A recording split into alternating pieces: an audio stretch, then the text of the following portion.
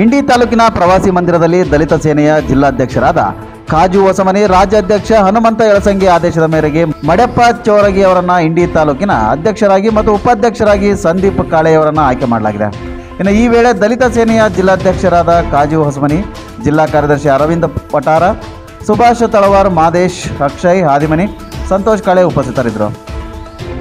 ವಿಕಾಸ್ ಗುಡುಮಿ, ಈ ಸಮಯ ಕನ್ನಡ ನ್ಯೂಸ್, ವಿಜಯಪುರ.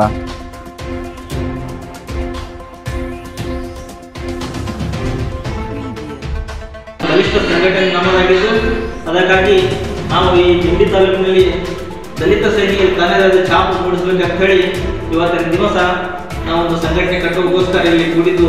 ಅದಕ್ಕಾಗಿ ಮಡಿವಾಳ ಚೋರಗಿ ಅನ್ನುವರನ್ನು ನಮ್ಮ ಸಮಿತಿಯಿಂದ ನಮ್ಮ ರಾಜ್ಯಾಧ್ಯಕ್ಷರ ಆದೇಶ ಮೇರೆಗೆ ಇವತ್ತಿನ ದಿವಸ ಇಲ್ಲಿ ಅವರನ್ನು ನೂತನ ಪದಾಧಿಕಾರಿಗಳನ್ನು ಆಯ್ಕೆ ಮಾಡಲು ಬಂದಿದ್ದೇವೆ. ಅದಕ್ಕಾಗಿ ತಾವೆಲ್ಲರೂ ಬಂದಿರ್ತೀರಿ, ತಮಗೂ ಭೀಮವಂತ ಅಭಿನಂದನೆಗಳ ಸಲ್ಲಿಸ್ತಾ ಇದ್ದೀನಿ ಹೇಳುತ್ತಾ ನನ್ನ ಜಿಲ್ಲಾಧ್ಯಕ್ಷರಾಗಿ